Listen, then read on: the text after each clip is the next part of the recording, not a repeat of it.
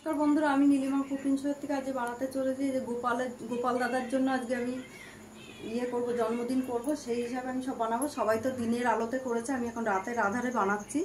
কাছ থেকে এসে সব নিজে চান টান করে জামা কাপড় টাপড় ছেড়ে পরিষ্কার হয়ে এবার আমি রান্নাঘরে ঢুকেছি। এই যে দুধের পায়েস করব, পায়েসটা সুজি দিয়ে পায়েস বানাবো আর মালপোয়া বানাবো। আর একটু নারকোল নাড়ু এই যে বানিয়ে দেবো। একটা নারকোল এই যে আমি ছাড়িয়ে তাকে এই যে কুড়িয়ে রেডি করা হয়েছে। এই যে দুটো তাল, এই তালের বড়া করা হবে। মালপোয়া করব, নারকোল নাড়ু করব আর সুজির পায়েস করব। আমি এটা এখন বানিয়ে আগে রেডি করি, তারপর আমি গোপাল দাদার কাছে গিয়ে গুছাগুছি করব।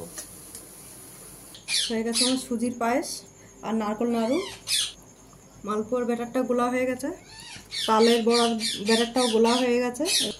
তেলটা বসিয়ে দিয়েছি, তেলটা গরম হলে আগে আমি মালপোয়াটা বানিয়ে নেব।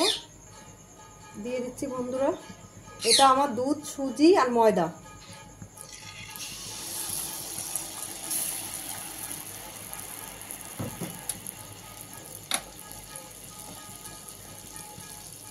এইভাবে আমি সবগুলো বানিয়ে নেব আস্তে আস্তে করে।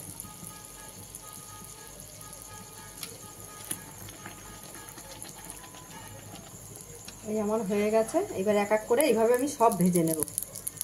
কি সুন্দর ফুলা একদম গোল হয়েছে বন্ধুরা। হয়ে গেছে আমার মালপোয়াটা, এই দেখি হয়ে গেছে আমার মালপোয়াটা এই যে পুরো। এবার আমি তালের বড়াটা দিচ্ছি এক এক করে।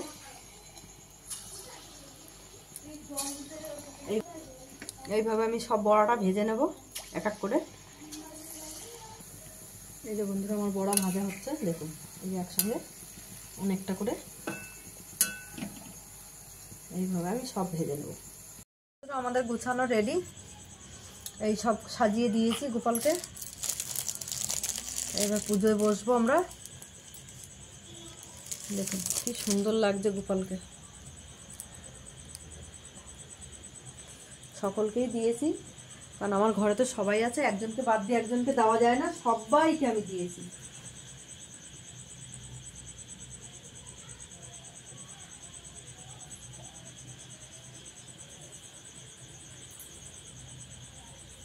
সকলকে খেতে দিয়েছি।